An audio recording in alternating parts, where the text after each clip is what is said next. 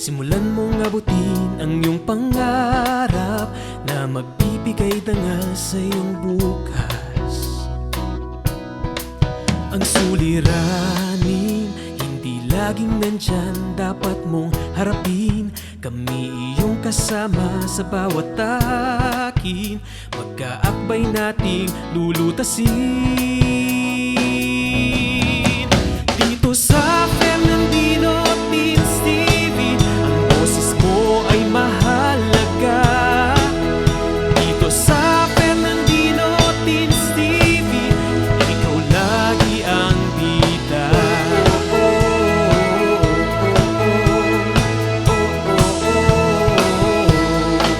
Ang mga aral ay ginintuang atin ng bawat guro na siyang gagabay sa iyong pagkamulat. Naway umukit ito sa iyong isipan, maging mapanuri, sundin ng wasto at nararapat. Kagandahang asal ang ipakita, ipadama ang pusong may malasakit. Dito sa Fernandino Teens TV, ang boses mo ay mahalaga. Dito sa Fernandino Teens TV, ikaw lagi ang bida. Sakali mang tayo'y subukin ng unos, ating haharapin ng walang takot. Sasamahan ka ni Fernan at Dino, ang bagong barkada mo.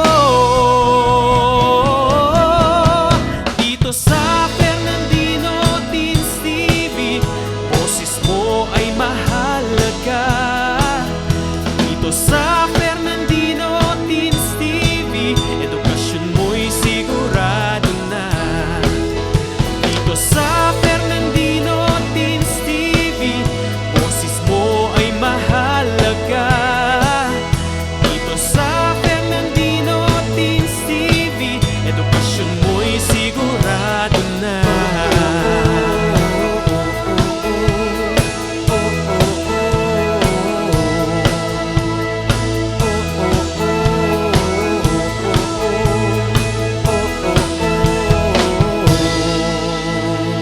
Fernandino Teens TV.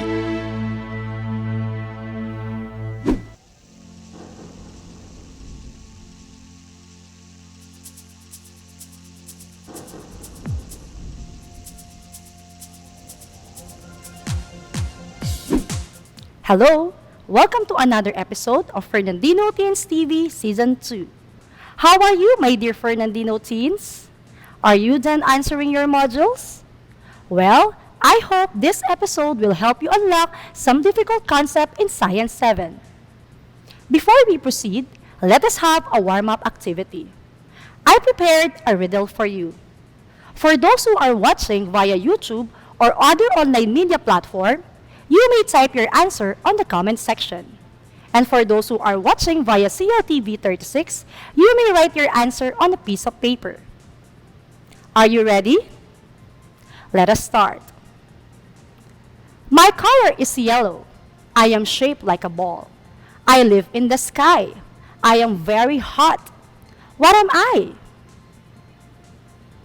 If your answer is sun, bravo, you got it right. How about the second riddle? I fall from the sky during the winter. I look like a small star. What am I?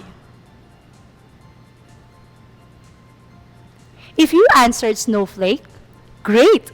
Even though we do not experience this snowflake or snow in the Philippines, I am sure you are aware of what it is. And I know some of you are wishing that someday we will experience this in our country. Do you think it is possible? You will find out the answer as our discussion progresses. Did our warm-up activity give you an idea of the topic for today's discussion? To give you more ideas, let us proceed with the next activity. Let us play a game entitled Spot the Difference. I will show you two pictures and tell me their similarity and difference. Again, for those who are watching at home using their television, kindly get your pen and paper because you will use it all throughout the session in writing down your responses. For those who are watching via YouTube and other media platform, you may type your answers in the comment section below. Are you ready, Fernandino teens? Let us start. The similarity between the two is that they were both taken in the month of December. Yes, believe it or not, they were taken in the month of December.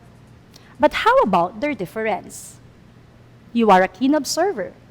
On the first picture, it is winter. Based on the background, there is snow. The man is wearing thick clothes, and this one was taken on Mountain High Resort at Richel, California, USA. While the second picture was taken in Auckland Botanical Garden in New Zealand. How will you describe this one? Is it winter or summer? Did you say summer? That is true. In New Zealand, it is summer season in December. But is it possible? I know you are curious and wondering, right? Let us not prolong your waiting and excitement. Today's Fernandino Teens episode is entitled Seasons of the Earth. And I am Ma'am Richel Sunga, your teacher lecturer for today, saying, learning is easy and not your rich. Come and join me as you learn new and exciting science concepts today. For you to be guided in our topic, these are the learning objectives for today. First, identify the 5 special latitudes. Second, explain the 4 types of seasons. And lastly, explain how do seasons affect the Philippines. In the first week of 4th quarter, you learned about locating places. Let us have a quick review and familiarize again with the different lines in the globe. Study this image of the globe. Can you identify the different lines? This is the equator, which is the line that divides the Earth into halves or hemisphere. It is located at 0-degree latitude, and it divides the Earth into northern and southern hemisphere. What do you think is the next line? Are you thinking that it is the prime meridian? That is right. Prime meridian is located at 0-degree meridian. This is the line drawn from north to south. The prime meridian is located near Greenwich, England. This is the line designated as the basis for determining East and West Hemisphere as agreed by the nations in 1884. I will give a short trivia regarding this one. There were 41 delegates from 25 nations. They met in Washington, D.C. on October 13, 1884 for the International Meridian Conference.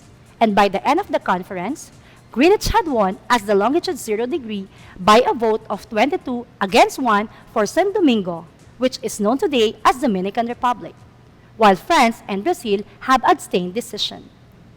The conference also decided that Greenwich Mean Time, or also known as GMT, will be the standard for astronomy and setting time zones. How about this line? Are you thinking latitude? Awesome!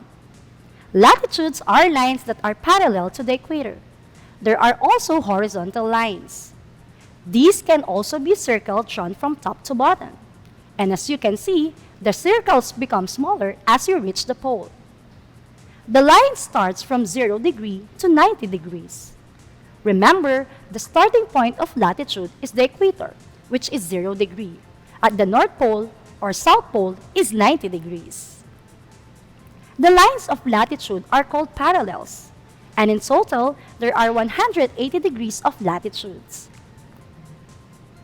Now, if you are asked to locate 15 degrees north, how are you going to do it? To help you locate 15 degrees north, here are the steps to follow. First, find the equator. Next, look upward the map because you are asked to locate a place in the northern part. Then, check for 15 degrees. Remember this. Each line of latitude in a world map or a globe is divisible by 15 degrees. Here is another question, Fernandino teens. If you are asked to locate for 50 degrees south, how are you going to locate it? Were you able to do it? Did you find it difficult? Well, here is a little help from your teacher lecturer. Take note, not all lines of latitude are shown on the globe or map. If you wish to find 50 degrees south, first, locate the equator. Then look at the lower part of the globe and find the latitudes 45 degrees and 60 degrees. Now, estimate 50 degrees. Easy, right? Let us proceed with the next line. How will you describe the lines? The lines are drawn from north to south. They also circle the globe from east to west. Or, the circles they form around the globe are the same and starts from 0 to 180 degrees. These lines are called lines of longitude. The Earth is divided equally into 360 degrees of longitude, with 180 degrees east of the prime meridian and 180 degrees west of the prime meridian. Hold your excitement. When we return, I will discuss the 5 special latitudes. We will be right back after a short break here in Fernandino Teens TV Season 2. Ang Schools Division Office City of San Fernando, Pampanga ay kaisa ng Department of Education sa pagsasagawa ng mga proyekto at programa na tumutugon sa mga pangangailangan ng mga mag-aaral. Inilunsad ang Division Call Center for Tutors and Guidance Counselors upang magbigay ng educational at psychological assistance sa mga mag-aaral, magulang at stakeholders ng division. Kaya, kung may nais kayong itanong tungkol sa pag-aaral, maaaring magpadala ng mensahe sa Division Call Center for Tutors and Guidance Counselors Facebook page o tumawag sa mga numero na makikita sa ibaba ng inyong screen tuwing Lunes hanggang Biyernes sa ganap na alas 8 ng umaga hanggang alas 6 ng gabi. Maaari rin kayong sumangguni sa ating guidance counselors na nagbibigay ng guidance and counseling services. Lahat ng inyong ibabahagi ay mananatiling confidential. Ang nasabing programa ay nagsisilbing daan upang malaman ang feedbacks ng stakeholders para matulungan ang ating divisyon na mapagbuti pa ang mga sumusunod na programa. Ano pang hinihintay ninyo? Tumawag na sa aming mga numero o bumisita na sa aming Facebook page at magpadala ng inyong mga katanungan.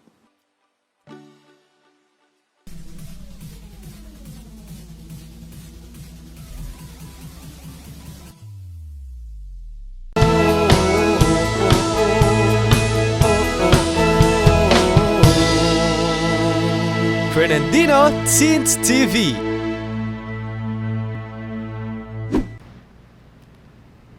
Welcome back to Fernandino Teens TV Season 2.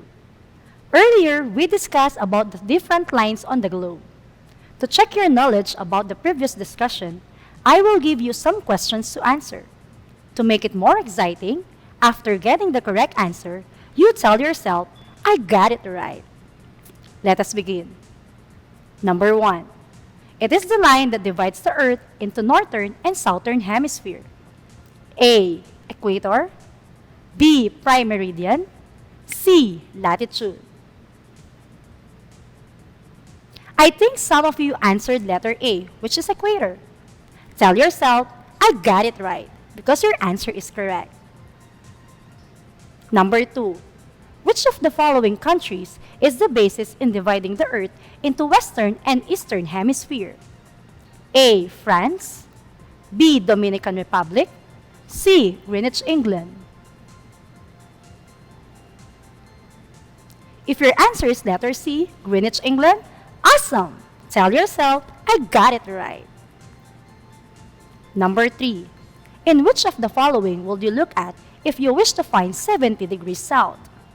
A. Between 60 and 75 degrees north. B. Between 60 and 75 degrees south. C. Between 60 and 80 degrees south. Brilliant! The answer is letter B. You will look between 60 and 75 degrees. Did you answer it correctly? Great! Again, tell yourself, I got it right. Let us now proceed in our discussion about the 5 special latitudes. These are the following: Equator, Tropic of Cancer, Tropic of Capricorn, Arctic Circle, and Antarctic Circle. These special latitudes have relationship with the climate condition. The closer the latitude to the equator, the warmer the climate. Or, the closer the latitude to the poles, the colder the climate. So let us enumerate each latitude and its relationship with the climate. Let us start with the equator, which is located at 0-degree latitude. The following are the countries that pass through the equator. This includes Ecuador, Colombia, Brazil, Gabon, Republic of the Congo, Uganda, Kenya, Somalia, Maldives, and Indonesia. What can you say about the climate condition of these countries? Remember, the closer the latitude to the equator, the warmer the climate is. And the climate condition under this tropical country is wet and dry season. Take note, when I say dry season, it is summer, and wet season, it is rainy season. During the dry season, plant life and animal life struggle to deal with dry conditions. But as the rainy season begins, plants turn green, ponds fill up, and animal life flourishes. Our country, the Philippines, is near the equator. It is located from 4 to 21 degrees latitude, 127 to 130 degrees longitude. The climate in the Philippines is tropical, that is characterized by relatively high temperature, high humidity, and abundant rainfall. Next is the Tropic of Cancer, also known as the Northern Tropic. It is located at 23.5 degrees north, and the climate condition is known as temperate zone. If equator has 2 seasons, in the Tropic of Cancer there are 4 seasons: winter, spring, summer, and autumn. There are 16 countries, 3 continents, and 6 bodies of water that pass through the Northern Tropic. Next, we have the Tropic of Capricorn, or Southern Tropic, which is located at 23.5 degrees south, and it is under temperate zone. Compared to Northern Tropic, Southern Tropic passes through a much smaller land area. There are only 10 countries, 3 continents, and 3 bodies of water. Next, we have the Arctic Circle, which is located at 66.5 degrees north, and the Antarctic Circle at 66.5 degrees south, are both frigid zones. The polar circles are located near the poles of the Earth, and when we say frigid zones, also referred to as polar regions, are the parts of the Earth that lie within the polar circles, and the circles the globe world's geographic poles. The frigid zones are characterized by long winters and cold summers, and are typically covered in ice and snow, because these regions receive weak sunlight that is partially reflected by the ice and snow. It is cold all year round. The concepts of the 5 special latitudes are interesting, right? Want some interesting topics? Well, let us proceed to the next part. The axis of the Earth is an imaginary line on which the Earth's rotation link up the 2 poles. Both the axis is tilted at an angle of 23.5 degrees during a revolution. Earth's axis is always pointing to the northern star or Polaris at any time of the year. Do you know the difference between revolution and rotation? What is your idea about it? Let me add to what you already know. The Earth moves in 2 ways. Rotation is the movement of the Earth on its own axis. It turns around a slightly inclined imaginary line that joins the 2 poles called axis. It takes 24 hours to make one rotation, or 1 day. A day and a night together last 24 hours too. So, the movement of rotation causes day and night. And the Earth rotates from west to east, which is counterclockwise. As a result, the sun rises in the east and sets in the west. As the Earth rotates, the part that facing the sun experiences daytime, and the side facing away the sun experiences nighttime. Revolution, on the other hand, is the period for the Earth to go around the Sun in a counterclockwise direction. Earth revolves in an orbit around the Sun in 365 days, 6 hours, 9 minutes with reference to the stars, at a speed ranging from 29.29 to 30.29 km per second, or 107,208 km per hour. The 6 hours, 9 minutes adds up to about an extra day every fourth year, which is designated a leap year, with the extra day added as February 29th. Also, the length of day and night depends on how Earth is tilted. The days are shorter when the hemisphere is tilted away from the Sun. And when the hemisphere is tilted toward the Sun, the days are longer.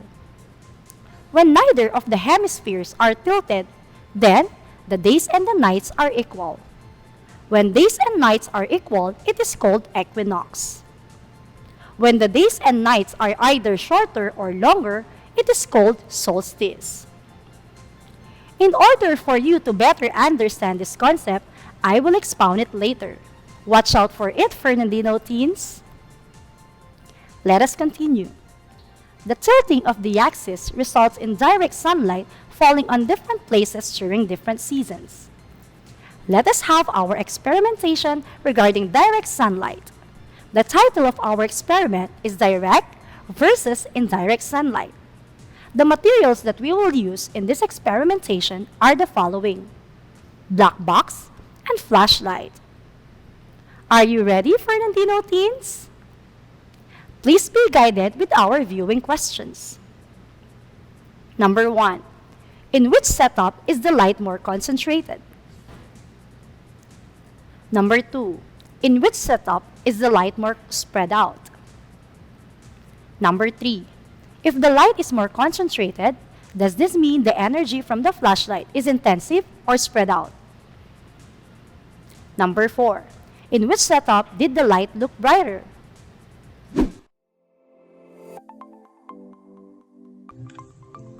For the procedure, make your black box by adding black paper to your box.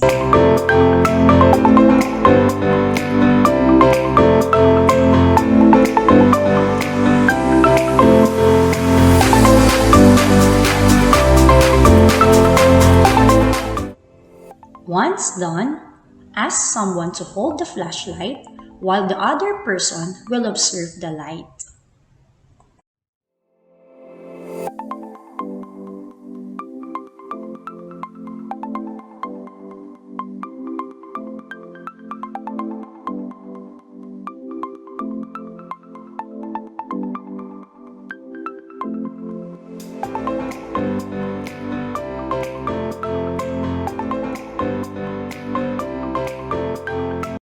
After watching the video, Fernandino teens, answer these questions which are related in our experiment.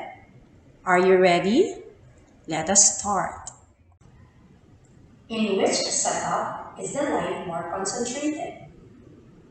That is correct. Setup A. In which setup is the light more spread out? Bravo! Setup B. If the light is more concentrated, does this mean the energy from the flashlight is intensive or spread out? That is correct. The answer is intensive. In which setup did the light look brighter? Correct. The answer is setup A, because the light is more concentrated. Because the Earth is round, not all the sun's rays strike the Earth in a vertical or direct manner.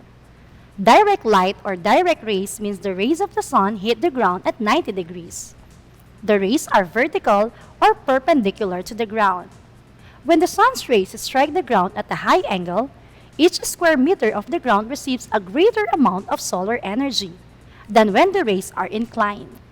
The result is greater warming. While indirect or oblique rays or slanted rays, wherein there is less heat occurs where the rays are less direct. When the sun's rays come in at an oblique angle, each square meter of the ground will receive a lesser amount of solar energy. That is because at lower angles, solar energy will be distributed over a wider area. Again, the place will then experience less heating up. Look at this picture. Which part of the earth receives the direct rays in the month of December? Did you answer South Pole? Great! Based on the illustration, South Pole is tilted toward the sun. Therefore, the direct rays will fall on Southern Hemisphere. So when will be the time that the Northern Hemisphere receives direct rays? When we return, I will discuss the effects of sun rays to seasons. But for now, let us have a short break, relax for the meantime, and listen to some of the friendly reminders of DepEd and CLTV during the commercial break. Stay tuned, Fernandino teens! Maya po oras kaya kayo, Fernandinos. Ako pala ay Elwin Arl Serrano ng City Tourism Office ng Siyudad San Fernando. Ngayong bulan na ini, pagmasusyan tayo ang National Heritage Month na ating temang Victory and Humanity, Upholding Filipino Heritage and Identity. Kambena nini, metong karang aktibidades na ng siyudad, atin ng launching ng bayong Heritage Passport. Yung Heritage Passport, apin ng metong karing proyekto ng kaya katamong siyudad, yung paminamuna ng Mayor Edwin D. Santiago. Anong nuka rin makalagelangan ding eganagan ng heritage sites, heritage structures, na akit tamo kin kaya katamong heritage district. Makakayabe din kini, ding importansya da ding mapil na tradisyon, kini siyudad, kalupa ng pamangawang parol, ang poing pamangalesa. May aw siyang heritage passport, uling atin kang dapat gawan, anong nukaran puntalan mo lading at tsuking passport, at saka ka mag-selfie. Kay ba't kanta, palto making tourism office, at mamielang sticker ka rin eganagan ng apuntulan mong lugar. At timong may ngari ang tutong passport. Balo mi ngeni, panahon na ini, etamo makain bisa lumal, uli na ng COVID-19 pandemic. Kaya naman kimbanwa ngayon agkatan ko ding bikers tamo, edad 18 hanggang 50, imbis na lumaot kayo po, di na nyo lang dita ka oras, di kaya katamong heritage structures, kaya ni syudad. Anya naman karing mumunang 50 bikers ang makayari kaya katamong heritage passport, midinan lang premium only San Fernando loot bag. Inggawan nyo mo ba kanta makapag-register, punta kayo mismo opisina na ng City Tourism, yung munisipyo, at saka kayo magdalang metong valid ID. Kabinan kaya kayong heritage passport, ating makasipit ang instruction nung nano pa ing dapat gawan. Anya naman karing hanggang kapadyakin, nanano ko pa, tara na!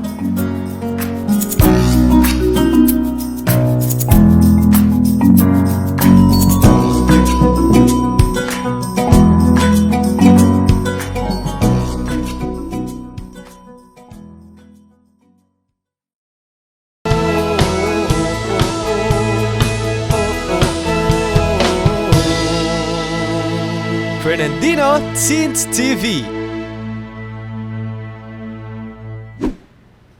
Welcome back to Fernandino Teens TV Season 2. Earlier, you learned about the 5 special latitudes, namely Equator, Tropic of Cancer, Tropic of Capricorn, Arctic Circle, and Antarctic Circle. You also learned about direct and indirect rays.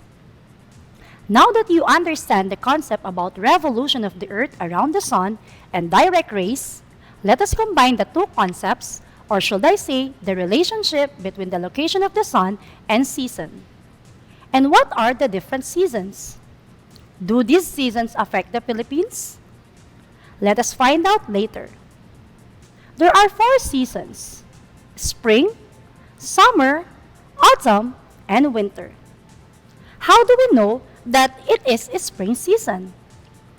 We all know that the Earth revolves around the Sun in an elliptical path. When the Earth revolves around the Sun, there are changes in the position and tilt of the Earth during different periods and seasons. Look at the video clip from SEPOP Seasons Interactive Simulation. These are the different positions of the Earth around the Sun.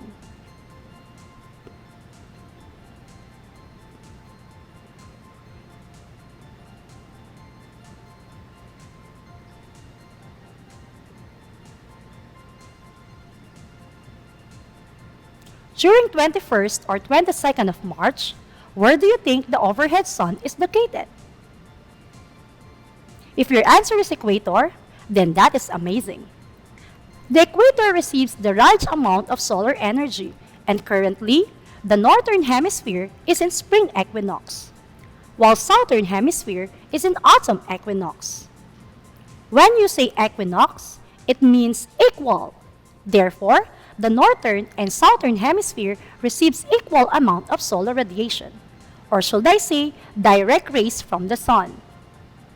And take note that this day also have equal length of day and night all over the earth.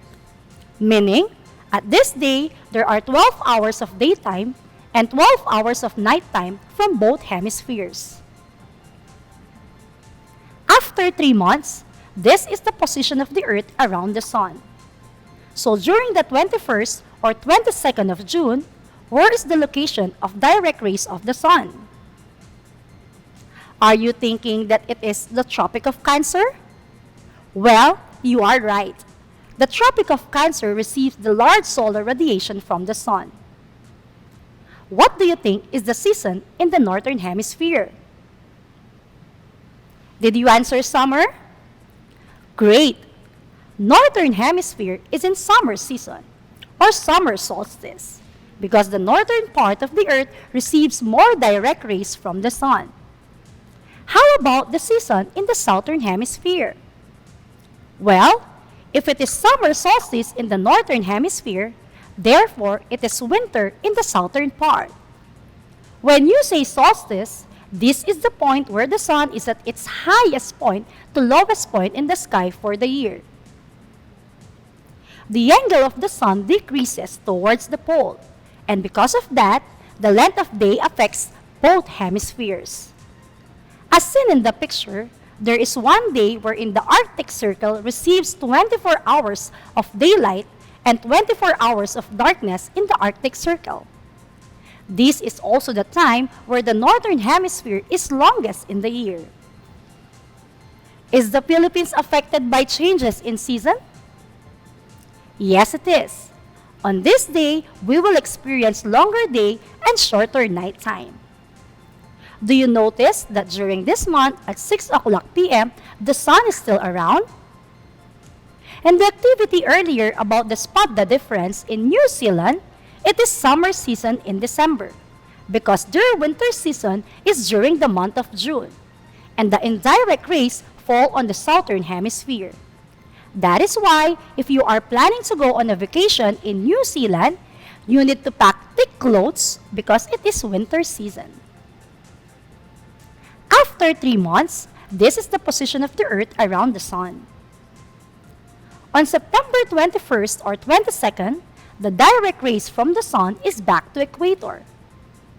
This means that the solar radiation is larger in this latitude. How about the length of daytime? Did you answer equal day and night? That is correct. At this day, the length of day and night in the earth is equal, meaning there are 12 hours of daylight and 12 hours of darkness in both hemispheres. And how about the season in the northern hemisphere? Is it spring equinox or autumn equinox? Well, the season is autumn equinox, while spring equinox in southern hemisphere. Why is it not spring equinox in northern hemisphere?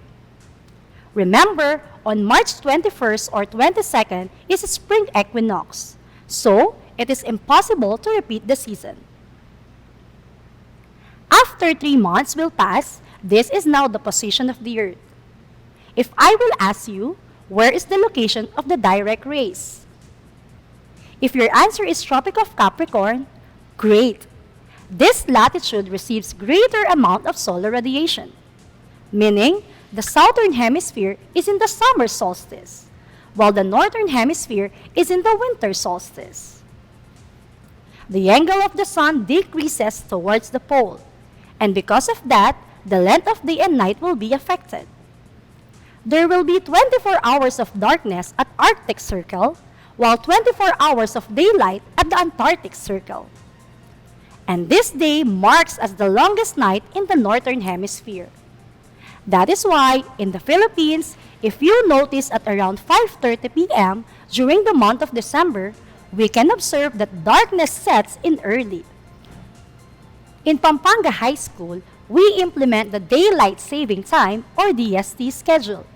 The purpose of this is for the students to go home early and avoid traveling at the street at night. Every month of December, food parks are open for longer hours compared to the month of June.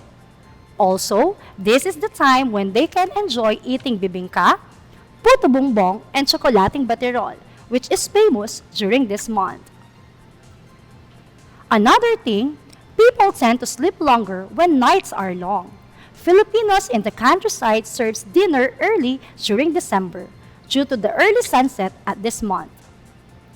Another, the lesser amount of light can also affect the crops in terms of growth and production rate.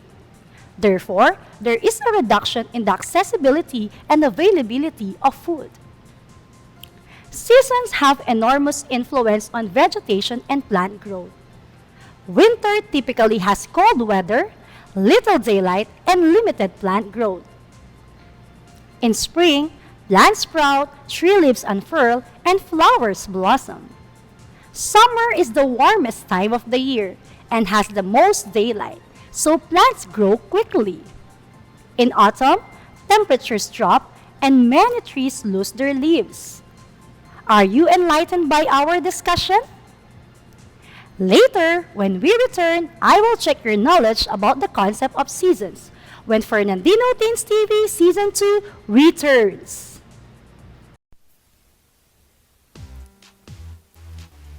Hindi lamang sa larangan ng pangkabuhayan apektado ang maraming pamilyang Pilipino, kundi maging sa larangan ng pagkatuto ng bawat batang Pilipino. Inilunsad ng siyudad ng San Fernando ang programa Nurturing Environment and System for Thriving or NEST, isang education community pantry na naglalayon para sa isang malawakang pagtulong, pagtantabay at paggabay na ang focus ay ang makapagbigay ng tulong at suporta sa ating mga mag-aaral sa pamamagitan ng pagbibigay ng educational needs gaya na lamang ng school supplies, tutorial sessions, study tips, at iba pang mga pamamaraan na mas lalong makatutulong sa pag-angat ng ating edukasyon. Dahil hindi hadlang ang pandemya sa magandang kinabukasang naghihintay sa ating mga mag-aaral. Sino-sino nga ba ang mga kalahok sa programang ito? Sa pagtutulungan ng ating school administrators, guro, magulang, at iba pang mga miyembro ng ating komunidad gaya ng barangay officials at sangguniang kabataan ay siguradong magiging mas matagumpay ang programang ito. Paano nga ba ang magiging proseso ng naturang programa? Una, magkakaroon tayo ng isang Facebook group, ang Pampanga High School Nest Education Community Pantry na pangungunahan ng Educational Pantry Coordinator. Ang mga magulang, tagapangalaga at mga guro ay ia-add ng ating Educational Pantry members sa Facebook group na ito. Sa page na ito maaaring i-post ng mga magulang at tagapangalaga o sino mang miyembro ng Educational Pantry ang kanilang mga kahilingan o requests. Kailangan ding ilagay ang pangalan ng mag-aaral, grade at section para sa mas agarang aksyon. Oo nga pala, hindi lang requests ang pwedeng i-post. Pwede ring mag-post ang mga nais magbigay ng tulong o mga gustong mag-donate. Sabi nga nila, sharing is caring. Tandaan na ang Facebook group na ito ay pribado at posts na may kaugnayan lamang sa page na ito ang maaaprobahan. Mayroon din palang Google Form na ipamamahagi kung saan maaari nating isumite ang ating requests o kahilingan.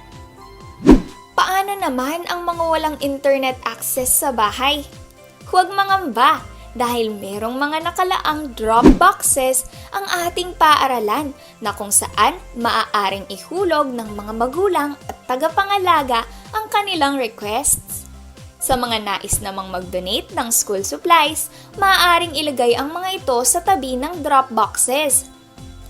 Maaari ring mag-donate ng mga kagamitan o cash donation kaakibat ang pagsusumite ng deed of donation form.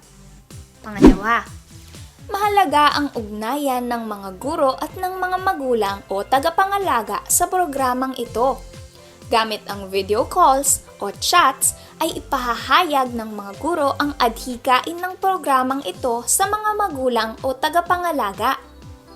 Maaari ring gawin ang orientation na ito ng face-to-face kasabay ng schedule ng kuhanan ng mga module. Gaya ng nabanggit, hindi lamang mga bagay ang maaaring i-donate. Pwede ring mag-conduct ng tutorial session, study tips, at iba pang mga kagamitan sa pagkatuto gaya ng mga aklat o kaya ay gadgets.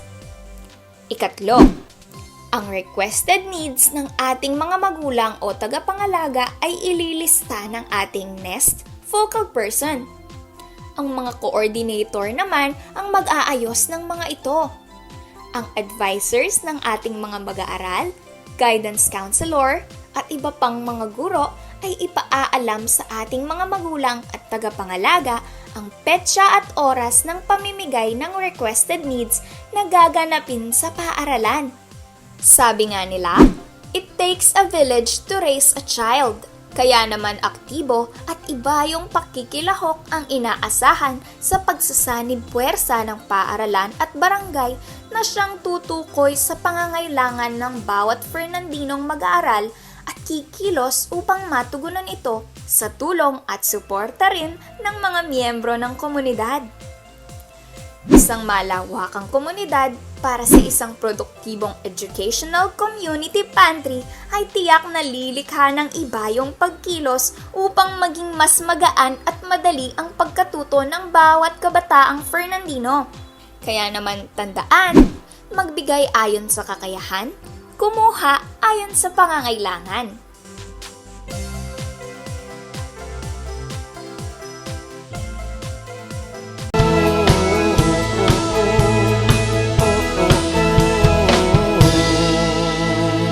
Fernandino Teens TV.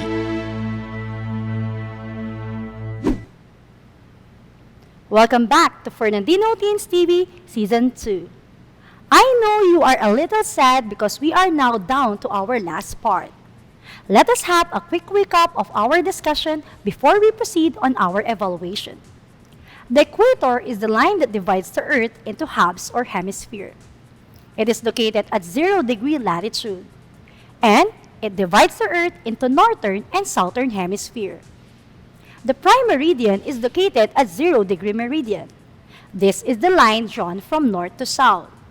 The prime meridian is located near Greenwich, England. This line is designated as the basis for determining east and west hemisphere as agreed by the nation in 1884. Latitude, on the other hand, are lines that parallel to the equator. It is also horizontal lines. These can also be a circle drawn from top to bottom.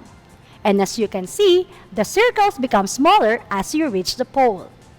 The line starts from 0-degree to 90 degrees. While longitudes are the lines drawn from north to south. It starts from 0 to 180 degrees.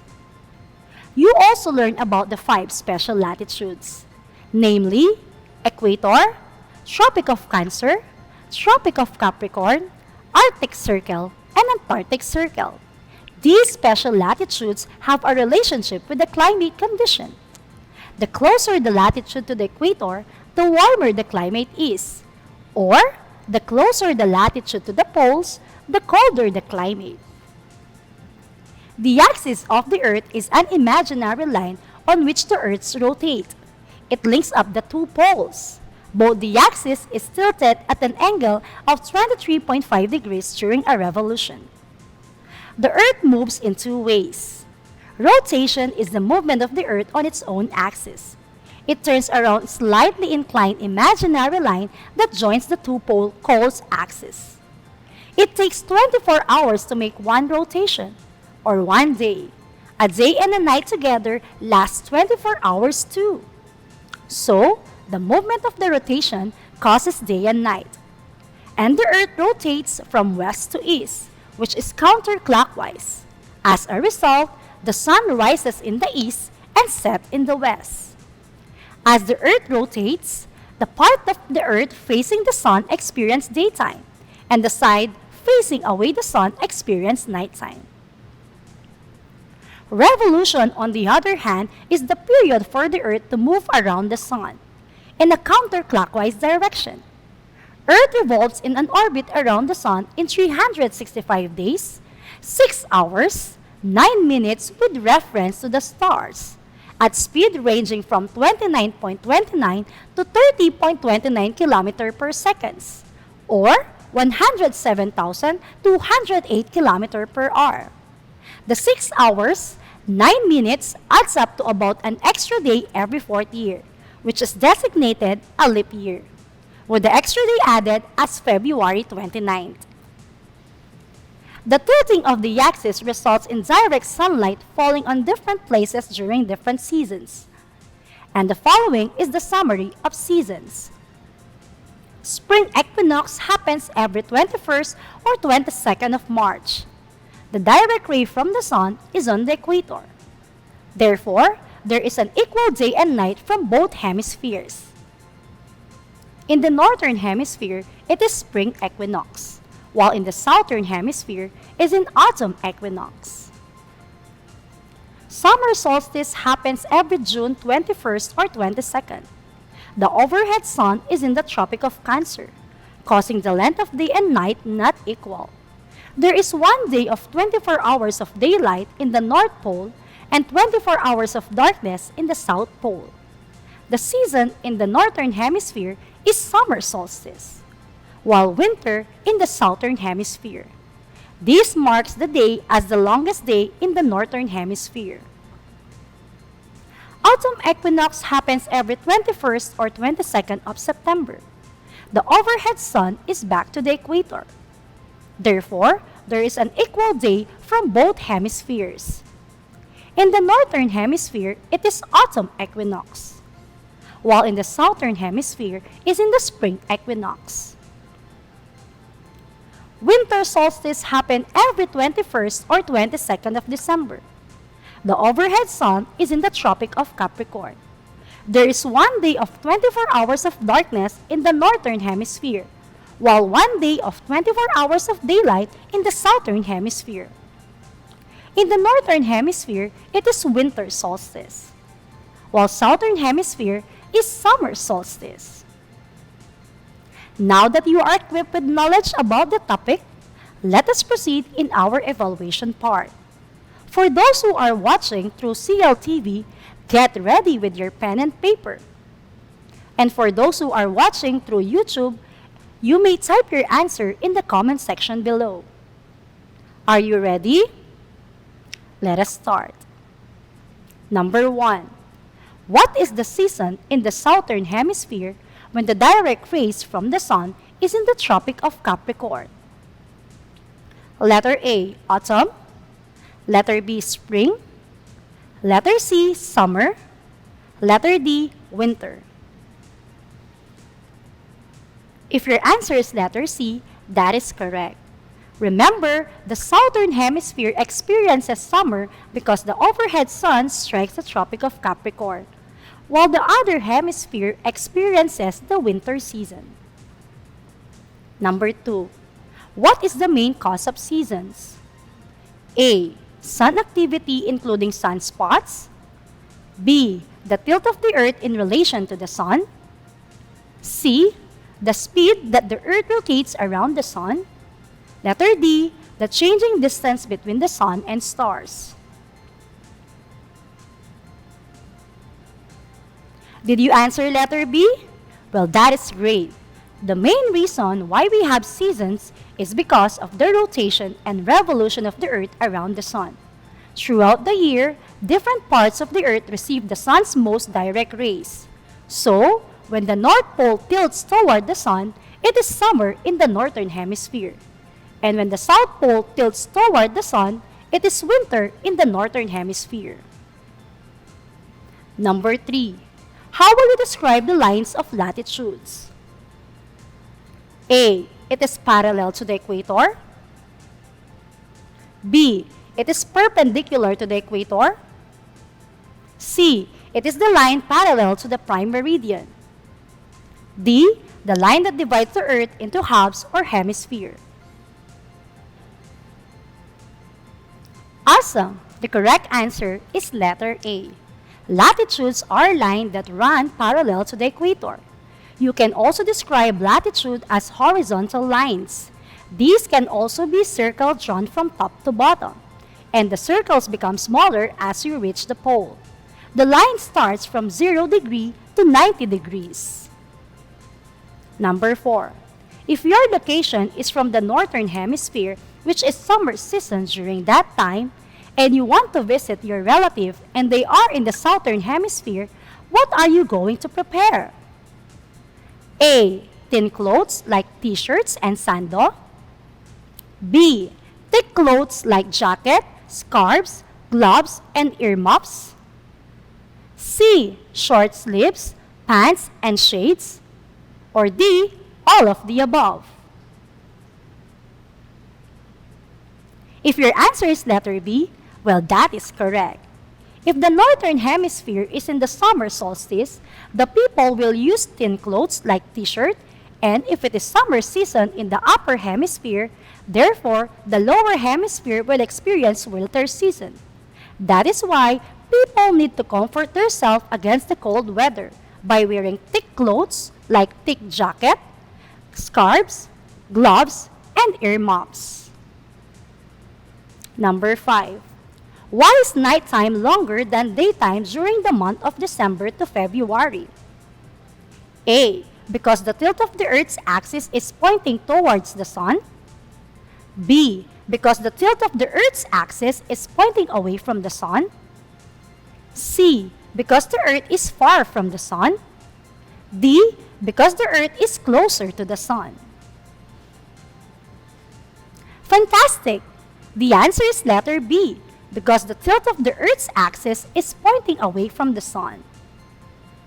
Did you answer all correctly? Amazing! I hope you learned a lot today in our episode. Before I end this episode, I just want to share this quotation from Bronnie Ware. Embrace the seasons and cycles of your life. There is magic in change. Please take note of this. Whatever season that you will face in your life, you need to learn to adapt to it, just like how the plants and animals adapt in different seasons. We are now embracing the new season of our lives, the season of new normal. We have adapted to these changes, like wearing face masks and sanitizing all the time. Let us pray more and patiently wait a little more for the season of pandemic to end and welcome a season of healthy, mask-free society. And here are the references I used in this presentation.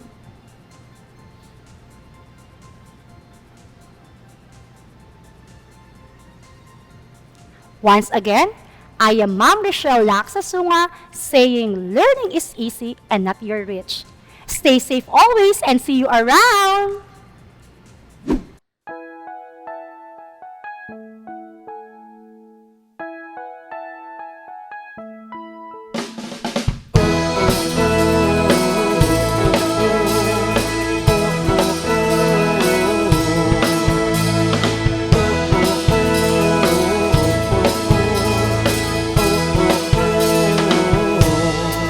Bagong umaga, yakapin mo ang bagong pag-asa.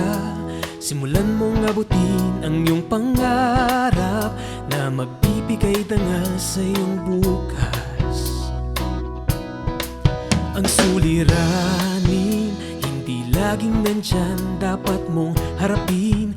Kami iyong kasama sa bawat takin, magkaakbay nating lulutasin.